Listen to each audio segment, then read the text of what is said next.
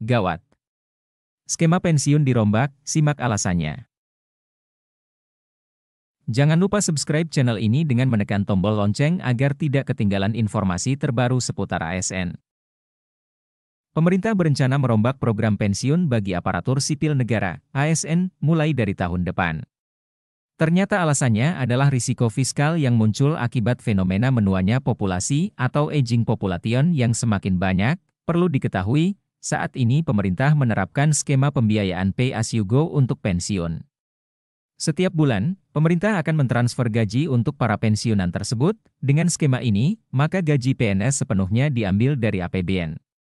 Pemerintah menganggap sistem ini berpotensi meningkatkan risiko fiskal di masa mendatang. Sebagai dampak dari tren penuaan penduduk yang terus berlanjut, pemerintah menyadari bahwa reformasi program pensiun ASN merupakan suatu kebijakan yang bersifat urgent untuk segera ditempuh.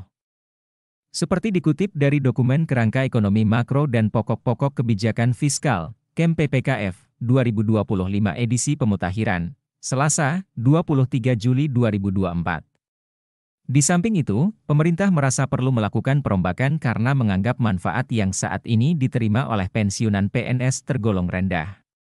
Manfaat yang diterima mengalami penurunan dibandingkan dengan periode beberapa dekade yang lalu. Kondisi ini muncul karena formula perhitungan manfaat pensiun mengandalkan gaji pokok.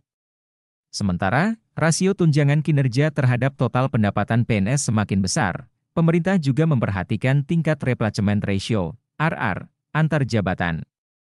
Dengan sistem yang sekarang, tingkat RR cenderung lebih rendah untuk jabatan yang lebih tinggi. Contohnya, pensiunan pejabat eselon 1A hanya menerima manfaat pensiun kurang dari 10% dari penghasilan terakhir mereka. Rendahnya tingkat RR ini ditengarai menjadi pemicu banyaknya korupsi di kalangan penyelenggara negara. Karena berbagai alasan itulah, pemerintah menganggap penting untuk melakukan reformasi skema perlindungan hari tua bagi ASN.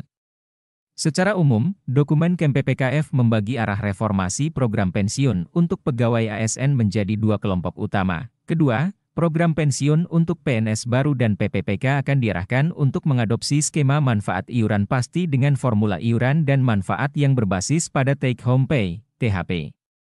Skema ini akan dirancang agar menghasilkan manfaat yang lebih menguntungkan dibandingkan dengan skema pensiun PNS saat ini. Penyesuaian skema dan besaran iuran berdasarkan THP, baik untuk PNS yang sudah ada maupun PNS baru serta PPPK, diharapkan dapat mendorong terciptanya distribusi RR yang lebih merata antar jabatan.